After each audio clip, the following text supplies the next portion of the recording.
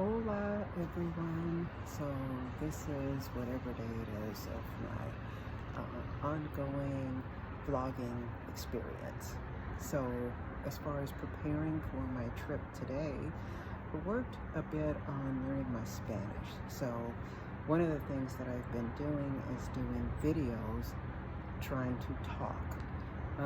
So in the example last week when I met with the woman that I met on Nextdoor, and she said, learn everything you can in your house. Put, stickies on everything. So that's what I did, and then I tried to practice speaking all of those things. Well, I videotaped myself, and it was really kind of painful to watch because I had to stop and pause, and I was going so slow. But then, as I said, okay, you got to practice this a little bit more. So prior to meeting with my companion this past time, I worked and worked and worked, and so I really worked on my video again and did another video of me trying to describe everything that's in my house. It went a little bit better, and I felt a little bit more confident with it. So I think that's one thing that I can do as far as to practice my Spanish is videotape myself trying to use those words. And once I videotape myself, I can get a little bit more comfortable and remember the words and remember everything. So this past week, the big focus was on my house and on my body parts. And I felt like I did that pretty good.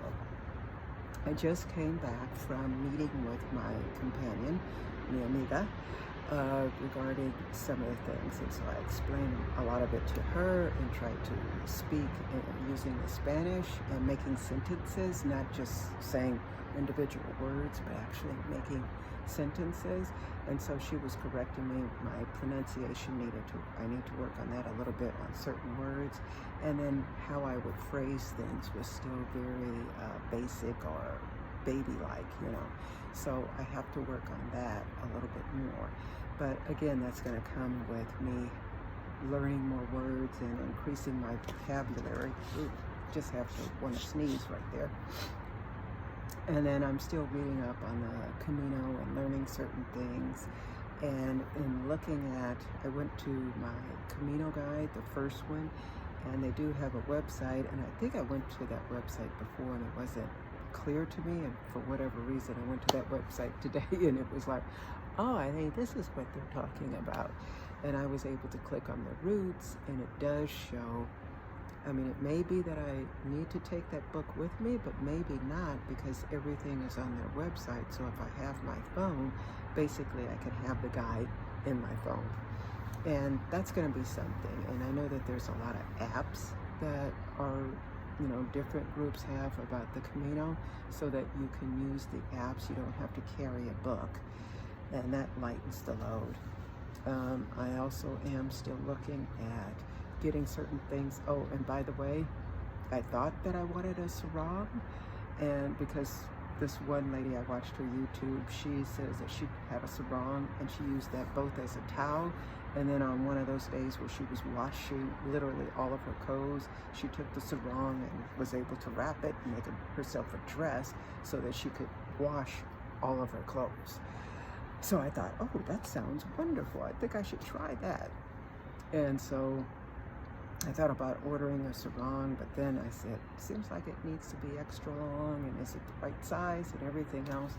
Well, I found when I was cleaning out all of my stuff, the scarves in particular, I found this very long scarf that would probably be about the size that I would need to try and do a sarong. So I tried to do a sarong, YouTube video, how do you tie a sarong into a dress?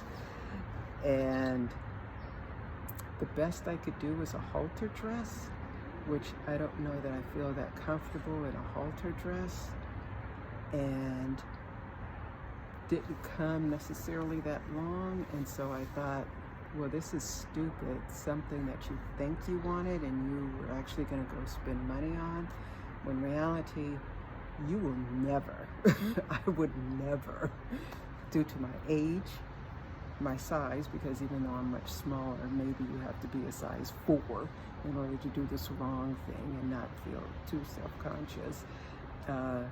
And then just simple modesty. I don't know that I would feel comfortable taking a sarong and trying to wrap it. And even though it covered most stuff, still it was like right here, and it's a halter, so it's like I'm not gonna go braless. Need a bra on. And on the bottom part, it's like, do you think you're gonna feel okay? Because you go to sit and the whole thing flaps open.